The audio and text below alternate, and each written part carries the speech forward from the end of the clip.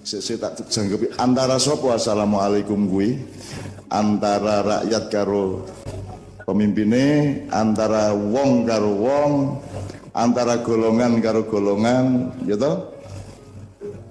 Antara PDIP karo Demokrat.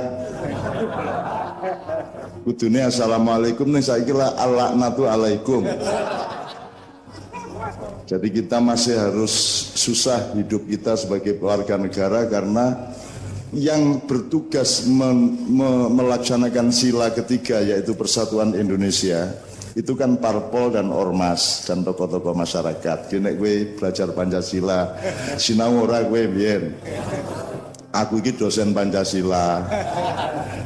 Jadi sila pertama itu manegese uripmu ning donya kuwi berketuhanan yang Maha Esa. Nomor loro kowe njur dilairke dididik ibumu tekan sekolahan tekan universitas, itu namanya kemanusiaan yang adil dan beradab. Jadi dididik untuk menjadi manusia yang adil dan beradab.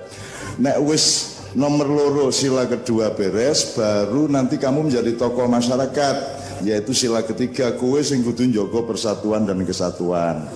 Njur kowe gawe parpol, kowe gawe ormas, kowe gawe klub sepeda gembira, klub mancing, sapi turute. Tapi prinsipnya menjaga persatuan, wong jenenge Persatuan Indonesia. Nah, kalau kamu sudah bisa bersama parpol ormas menjaga persatuan, maka kamu yang diberi hak untuk sopo presidene, sopo menterine, sopo gubernure, sopo lurahe, kuwi sing nentokke kowe. Kan itu. Nah, apa sebabnya kan harus ada hikmah kerakyatannya dipimpin oleh hikmat kebijaksanaan dalam permusyawaratan dan perwakilan. Kudu ana permusyawaratane, kudu ana perwakilane. Saiki ming ana perwakilan tok. Ya supaya assalamualaikum itu bermakna. Mosok presiden assalamualaikum ping 100 dalam seminggu ning nyilakake wong sak Indonesia terus, kan begitu. Kan begitu. Kebijakan-kebijakan ketir-ketir masyarakat sak piturute. Nah, jadi antara siapa sudah jelas, tugasnya tadi sila pertamanya dipakai untuk menjadi landasan sila kedua, menghasilkan sila ketiga bertugas bikin pemerintah. Pemerintahnya harus terdiri dari pemusyawaratan dan perwakilan. Tujuannya semua sila tadi adalah sila kelima, yaitu keadilan sosial bagi seluruh rakyat Indonesia. Kita awali nganggo iki ben condong catur iki ya cetha. Goalnya adalah keadilan sosial bagi seluruh rakyat condong catur. Nah wis goal durung iki nek Indonesia sila kelima. Ya yes, pokoknya nek saiki urung goal-goal, saya mengandalkan anak-anak muda ini. Nanti Indonesia ada di genggaman tanganmu, maka bikin sila kelima menjadi goal untuk seluruh rakyat Indonesia. Ngono ya, Rek ya. Nah, tak dongake kowe-kowe entuk nggon dhewe-dhewe. Ana sing gubernur, ana sing kepala cleaning service, ana sing direktur ojek, ana sing ya ta macam-macam to, ana sing ustaz, ora apa-apa apik kabeh insyaallah.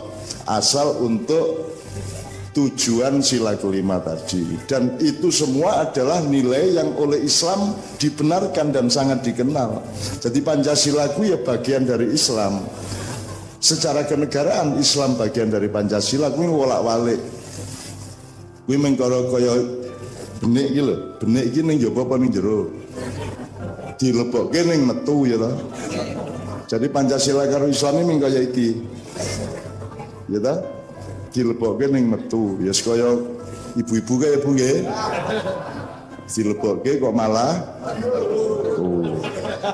iki cah nom-nom guyang-guyu ngerti apa piye kowe? Gitu ya. Oke. Itu yang pertama. Jadi mudah-mudahan Allah Subhanahu wa taala malam hari ini mengkhususkan hidayahnya kepada Anda semua yang hadir. Hidayah itu artinya pikiranmu ditoto, dikai ilham, dikai apa jenenge tuntunan sak piturute sehingga sok-sok kue nek isih sekolahmu lancar. Berada di sirotol mustaqim ilmumu. Terus nek wis berkeluarga, keluargamu terus menerus disakinahkan oleh Allah Subhanahu wa taala. Terus peran sosialnya juga insya Allah berada di dalam lingkup hidayah Allah. Aku iki urip ning banyak negara, pernah di Amerika lama, di Jerman lama, di Belanda lama. Kalau yang beberapa bulan saya pernah di Filipina, di Hong Kong, di Korea, di Jepang. Dan pokoknya bedane aku ning Indonesia karo ning kono ki, ning Indonesia ki kutha kaya ngapa tetep desa. Artinya ono perumahan real estate pun tetap ada RT RW, tetap ada masjid, tetap ada kumpulan pengajian, jadi tetap ada sambungan-sambungan komunal. Kalau Anda di Jepang, Anda di Hong Kong, Anda di Amerika, kowe karo tonggomu sebelah kira tepung. Kowe bergaulmu nek pas ketemu bareng arep nang kantor yo hai ngono kae. Hai. Ngono kuwi tok. Dadi 5 tahun ki ming hai. Morning. Ngono kuwi setahun, 2 tahun ming ngono kuwi. Nek ning kene kan ora teplek bareng gitu. Gaple, remi, mancing, sepedaan dina minggu gitu. Senam, rujaan, arisan, terus macam-macam. Untuk menjadi tetap desa itu macam-macam. Gitu. Kalau sampean di Myanmar, di Filipina, desa ya ora ono. Jadi masyarakat itu rumahnya merencong-merencong yang ora ono RT RW, ora ono ikatan-ikatan. Kalau di sini mbok ning pucuk gunung tetap RW piro, RT piro cetha ya Pak ya. Nah, itu yang sangat istimewa dari Indonesia. Nah, saya kan khawatir ketika datang ke sini gek kemutha-kutha ini. Jebul ora. Jadi saya seneng banget pas kesini, pas ibu-ibu Jambon itu sedang bikin ngene-ngene karo wah apik tenan. Dipraktekke karo bapak siso. Ngene-ngene gitu ya. Saya seneng sekali. Dan Islam itu kan Islam banget kuwi mau. Ning Islam di Indonesia kan ora tau njajah sapa-sapa. Gimana? Ora tahu. Apa meneh Islami wong Jawa ora tau njajah sapa-sapa. Jawa niku ngalah sak ngalah-ngalahe menungso ning donya. Mayoritas Indonesia itu orang Jawa, tapi gelem bahasa nasional kita bukan bahasa Jawa tapi bahasa Melayu yang kemudian menjadi bahasa Indonesia. Feedback. Nek gelem kudune bahasa nasional kita bahasa Jawa. Jadi presiden nek pas laporan ke MPR itu yang nganggo kromo inggil niku. Yes. Jadi itu menghalangi banyak orang untuk pengen jadi presiden. Wegah tenan wis bahasa Jawa kudu halus to gitu. Waktu sidang kabinet nggih kepareng ngono kae. Wes aku dhewe ra iso masalah. Tapi orang Jawa tahu sangat berat bagi bangsa-bangsa yang lain, bangsa Madura, bangsa Sunda, bangsa Bugis, Batak, Minang untuk bisa bahasa Jawa. Mesake. Jadi orang Jawa mengalah ya wis bahasa Melayu wae. Nah, akhirnya menjadi bahasa Indonesia. Peci ini juga diciptakan karena wong Jawa ora gelem memaksakan blangkon. Kudune nek ning kono-kono dadi blangkon. Blangkon ki akan dominan dan akan menjadi penutup kepala nasional resmi. Tapi di Indonesia ora. Di wong Jawa ki ngalah kebiyen. Nah, wong nek wis ngalah ki aja tidak terus. Ya, aja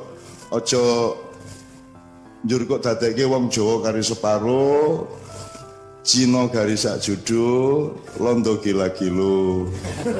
Aja nganti tekan kuno urip wong sak Indonesia. Aku arep ngomong soal kuwi ya. Nah, tapi pokoknya wong iki nek wis ngalah kaya wong Jawa iki aja diidak-idak terus. Kuwi engko mereka nek wis matek aji kuwi Triwikrama.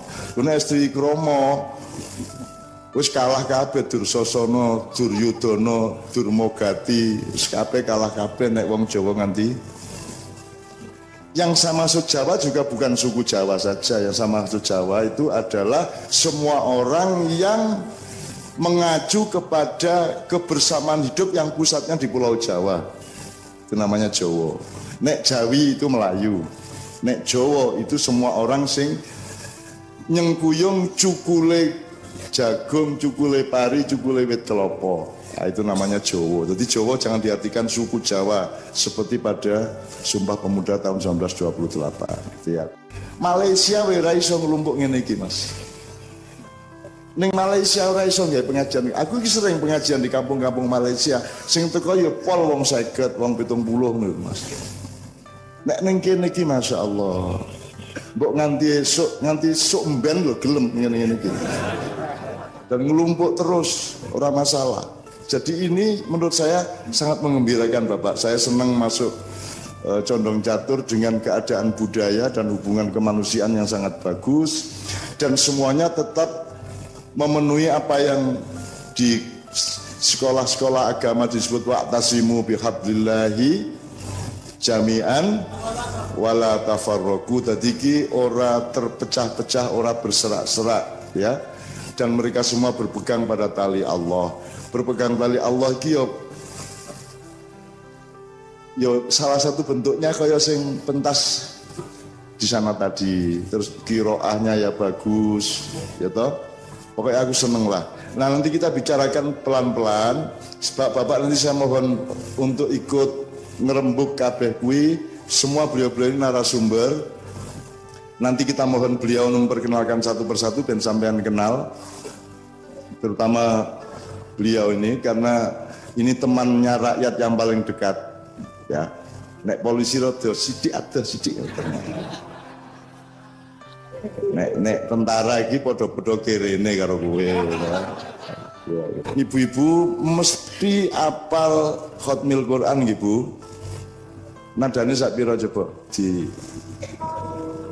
Allahumma arhamna bil Quran. Stop, tepuk tangan, tepuk tangan.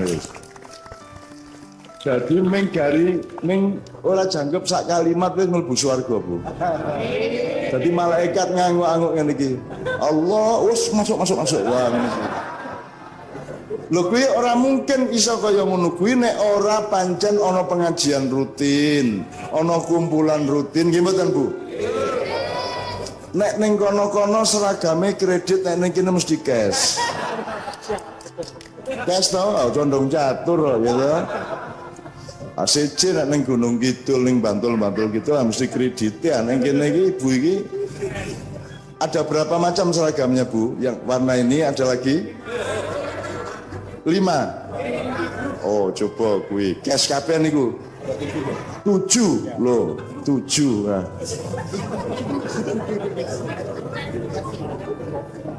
Top. Jadi tidak mungkin bisa langsung spontan begitu kalau memang rutinnya, tradisinya tidak mendukungnya. Maka ini juga menurut saya hal yang sangat saya syukuri. Jadi mungkin sering-sering khatmil Quran. Kok khatmil Quran piye? Apa sing jenenge khatmil Quran kuwi ming wong sing maca Quran nganti khatam? Iya, itu salah satunya. Tapi sing jenenge nglakoni Al-Qur'an luwih apik, luwih jero apa ora tinimbang maca Quran? Apik ndi wong maca Quran khatam fasih ning ora nglakoni Quran dibanding wong sing nglakoni Quran kelakuane apik ning ora patiya fasih maca Quran. Apik ndi? Sing kedua, ning aja njur kowe gaya. Aku pancen ra iso ngaji, ning ya aku nglakoni ya gayamu padune ra iso wae to. Nek sing apik kuwi ya maca ya iso khatam tenanan secara bacaan ning kelakuane ya apik kan begitu. Maka kelakuan yang baik itu menurut saya juga menjalankan Quran dan ada khatamnya. Apa kuwi ngojek serius ngojek golek pangan gua anak bojomu, apa kuwi becak, apa meneh ngingu walet, apa meneh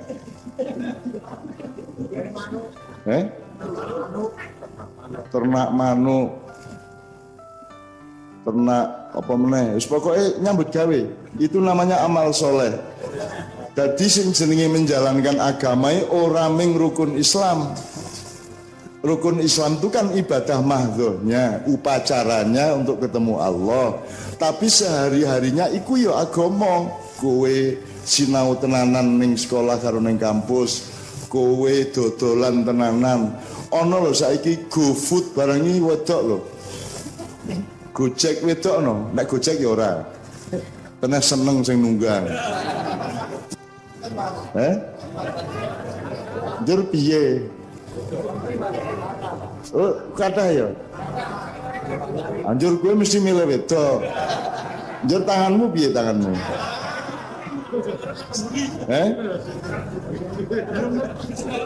Gue ada problem teknis gue. Oh khusus putri, bonjangke putri gitu. Orang gue batasane gue sing ngatur sapa? Nek iso kowe dhewe sing ngatur. Nek kowe lanang ya aja putri langkon ndak. Aku iki lanang tenan nek aku sing bonjangke aku putri kuwi engko lak ana resiko-resiko ya ta. Mesti ana piye-piye kan begitu. Tapi alhamdulillah itu juga amal soleh namanya. Barang siapa, kata Allah, barang siapa mendambakan pertemuan dengan Allah, maka beramal soleh. Lah kan begitu. Faman kana yarju liqa'a rabbih falyamal amalan sholihan, terus wala yusyrik bi ibadihi rabbih ahada. Lho gitu. Ketoke nyekel kamera ning Qur'ane fase. Itu Indonesia. Itu Indonesia. Dadi nek dipotret karo malaikat sing dipotret du kamerane ning lemu tenanan Qur'ane kuwi. Dadi ketoke, dadi sosok kowe ketoke nggawa kuwi nang swarga kuwi. Kameramu kuwi. Ring kerandil kaya ngono kuwi ya Allah. Ki opo wae kuwi. Ki ketoke siaran ning swarga apa ya live streaming. Nyenengke tenan ya Allah. Itu semua amal soleh. Jadi selama ini kan ada penyempitan seolah-olah amal soleh ki nyumbang pembangunan masjid, ngingu anak yatim, ngono to? Ora amal soleh iki kowe nyambut gawe bendina kuwi urip dengan bener tangi isu, aduse kok nikmati, ya toh? Mangane kok batesi, itu amal soleh semua. Sekolah amal soleh, wong sekolah ki nyenengke ibumu bapakmu kok. Itu sangat indah di hadapan Allah Subhanahu wa taala. Jadi orang yang ngojek saja itu bisa khatam Quran karena Quran itu untuk dijalankan, dan kalau orang menjalankan Quran sampai tingkat yang betul-betul khusyuk tinggi dan istiqomah, maka dia punya hak untuk khataman meskipun tidak ada resminya, tidak ada. Kan gitu. Jadi pun nggih matur nuwun, nah ibu-ibu niki jangkep khataman Quran ya Qurane maca tenan, tur sebagai istri yang setia juga khatam Quran. Nggih Bu nggih. Setia sedaya Bu nggih. Bapak pripun Bu Bapak?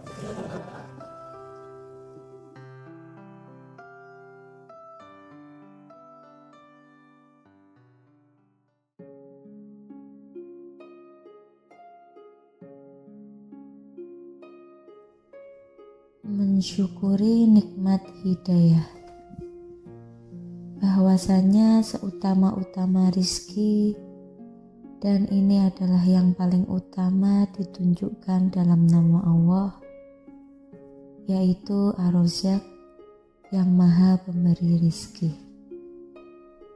Seutama-utama rizki adalah rizki yang berupa iman, hidayah untuk mengenal Islam, hidayah untuk dimudahkan berpegang teguh dengan sunnah Rasulullah, hidayah untuk istiqomah di atas agama Allah Subhanahu wa ta'ala. Maka dari itu, ketika seseorang setelah berakhirnya masa-masa ibadah di bulan Ramadan, tetap dia berusaha melaksanakan dan menetapi ketekunan beribadah kepada Allah. Tetapi dia berusaha melaksanakan puasa-puasa sunnah melaksanakan ibadah-ibadah sholat malam, berzikir kepada Allah, membaca Al-Quran, ini bukan cuma merupakan pertanda kebaikannya di bulan Ramadan, diterima Allah, insya Allah, tetapi lebih dari itu, ini justru merupakan wujud syukur yang paling besar atas nikmat kemudahan dalam beribadah yang Allah Subhanahu wa Ta'ala berikan kepadanya. Maka dari itu, ibadah berzikir kepada Allah yang maknanya mencakup semua ibadah yang Allah syariatkan. Ini merupakan seutama-utama bentuk syukur atas nikmat yang Allah berikan kepada kita. Kita ketahui bersama hadis yang sahih riwayat Imam Bukhari dan Muslim tentang istri Nabi SAW, Aisyah radhiyallahu ta'ala anha, yang ketika menyaksikan Rasulullah SAW sholat malam dengan bacaan yang sangat panjang, sampai-sampai Aisyah mengatakan, qoma hatta tawaromat qadamah. Rasulullah SAW bangun di malam hari untuk sholat malam sampai-sampai bengkak kedua kaki beliau saking lamanya berdiri. Kemudian Aisyah bertanya kepada Rasulullah, "Wahai Rasulullah, kenapa engkau lakukan ini? Padahal Allah telah mengampuni dosa-dosamu semua, yang lalu maupun yang akan datang. Kenapa harus rajin ibadah seperti ini? Kenapa harus berdiri sholat malam, padahal dosa-dosa telah diampuni?" Maka Rasulullah yang mencontohkan sebaik-baik ibadah, sebaik-baik syukur kepada nikmat yang diberikan Rabb-Nya kepada beliau Sallallahu Alaihi Wasallam, menjawab dengan jawaban yang kita ketahui bersama, "Afala akunu abdan syakuro?" Apakah aku tidak ingin menjadi hamba yang banyak bersyukur kepada Allah Subhanahu wa Ta'ala? Subhanallah, jawaban yang sangat bijaksana dan sangat tepat. Semakin banyak nikmat, harusnya semakin banyak bersyukur. Mari tingkatkan amal ibadah kita sebagai wujud syukur atas segala nikmat yang Allah berikan, terutama nikmat Islam. Berbicara tentang hidayah berarti membahas perkara yang paling penting dan kebutuhan yang paling besar dalam kehidupan manusia. Betapa tidak, hidayah adalah sebab utama keselamatan dan kebaikan hidup manusia di dunia dan akhirat. Sehingga barang siapa yang dimudahkan oleh Allah untuk meraihnya, maka sungguh dia telah meraih keberuntungan yang besar dan tidak akan ada seorang pun yang mampu mencelakakannya.